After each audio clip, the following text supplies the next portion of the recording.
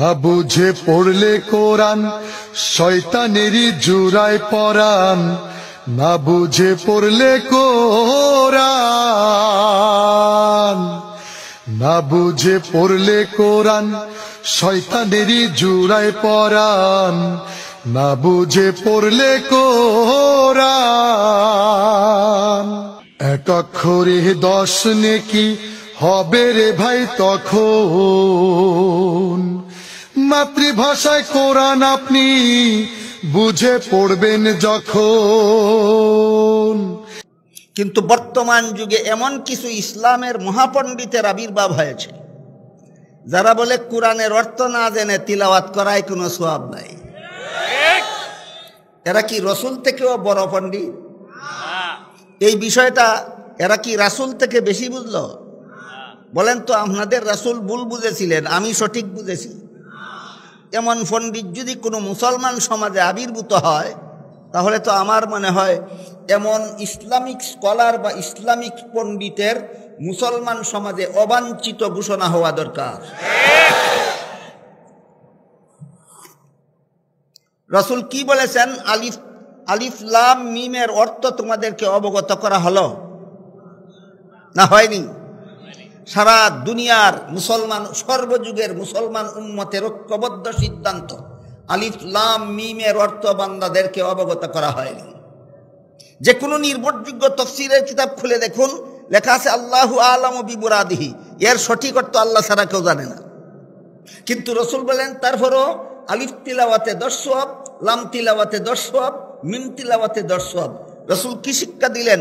কোরআনের অর্থ না বুঝলে তিলাওয়াতে সওয়াব নাই, না অর্থ না বুঝেও তিলাওয়াতে সওয়াব আছে? রাসূলের শিক্ষা হলো কোরআন তিলাওয়াতের অর্থ না বুঝলেও তিলাওয়াতে সওয়াব আছে। আর এরপরে যদি কেউ বলে অর্থ না বুঝে তিলাওয়াতে সওয়াব নাই, তাহলে সে রাসূল থেকেও আরো বড় শিক্ষিত পণ্ডিত হওয়ার দাবিদার কিনা? এমন দাবিদার মুসলমান সমাজে অবাঞ্ছিত হওয়া দরকার। রাসূলের চেয়ে বড় শিক্ষিতের দরকার তো নাই আমাদের, কি বলেন? রাসূলের থেকে বেশি জানে এমন পণ্ডিতের তো মুসলমান সমাজে দরকার নাই। আজকে যদি আমরা এই ভ্রান্ত মতবাদ গ্রহণ করে নিই, তাহলে কি সমস্ত বিপর্যয় আসবে মুসলমান সমাজে আমি একটু ইঙ্গিত করছি আপনাদেরকে। আজকে যদি আপনারা এই ভ্রান্ত মতবাদটা গ্রহণ করে নেন রাসূলের এই হাদিসের বিরুদ্ধে, যে কোরআন না বুঝলে মুখস্থ করার অথবা তেলাওয়াত করার কোনো সওয়াব নাই, এটা যদি আপনি মেনে নেন, তাহলে এই যে লক্ষ লক্ষ কোটি কোটি হাফিজুল কোরআন তৈয়ার হচ্ছে সারা দুনিয়ায়, বাংলাদেশে অসংখ্য হাফিজি মাদ্রাসা আছে। হাফিজখানা মাদ্রাসাগুলিতে যে ছাত্ররা 30 পারা কোরআন মুখস্থ করে, এরা কি অর্থ বুঝে মুখস্থ করে না অর্থ না বুঝেই মুখস্থ করে? এই সমস্ত হাফিজদেরকে সম্পূর্ণ অকেজু সাব্যস্ত করে দেওয়া হয় এই উক্তির দ্বারা। এই সমস্ত হাফিজেরাই তো রমজান মাসে খতমে তারাবি পড়ায়। সুতরাং আপনারা সারা জীবনভর যত খতমে তারাবি পড়ে এসেছেন, খতমে তারাবি পড়িয়েছেন একজন হাফিজ সাহেব, যিনি কোরআন মুখস্থ করেছেন কিন্তু অর্থ জানেননি, এটা যেহেতু কোনো কাজে আসবে না, কোনো সওয়াব নাই, কাজে আপনাদের সারা জীবনের খতমে তারাবি পড়া এবং শোনা সম্পূর্ণটাকে বেকার সাব্যস্ত করার নীল নকশা ছাড়া আর কিছু নয়। আর একটা বিপর্যয় যেটা নেমে আসবে সেটা হলো, দুনিয়াতে যত ধর্ম আছে, কোনো একটা ধর্ম এমন নাই যেই ধর্মের মূল ধর্মগ্রন্থটা ধর্মাবলম্বীরা নির্ভুলভাবে মুখস্থ করে রেখেছে, এমন কোনো ধর্ম দুনিয়াতে নাই একমাত্র ইসলাম ধর্ম ছাড়া।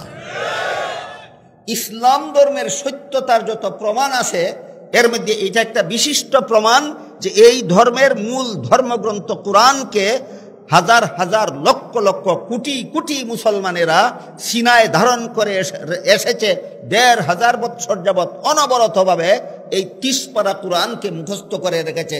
ইসলামের সত্যতার এটাও একটা প্রমাণ। ইহুদি খ্রিস্টানেরা যখন দেখলো কোন ইহুদি তাওরাতকে মুখস্থ করে রাখতে পারেনি, খ্রিস্টানেরা যখন দেখলো কোন খ্রিস্টান ইঞ্জিলকে মুখস্থ করে রাখতে পারেনি, অথচ মুসলমানদের লক্ষ লক্ষ হাফিজ কুরআনকে মুখস্থ করে রেখেছে, এটাকে তারা ইসলামের সত্যতার প্রমাণ হিসাবে পেশ করে। এই প্রমাণটাকে ক্যান্সেল করার জন্য আমি যদি বলি মীর জাফরের মতো কিছু মুসলমানকে তারা লেলিয়ে দিয়েছে যে তোমরা সমাজে প্রচার করো যে কুরআন না বুঝে মুখস্থ করার কোনো সওয়াব নাই, তাহলে তারা এখানে যে আমরা যে প্রমাণটা তাদের সামনে করেছিলাম, আমাদের প্রমাণটা তারা বাতিল করে দিতে পারে।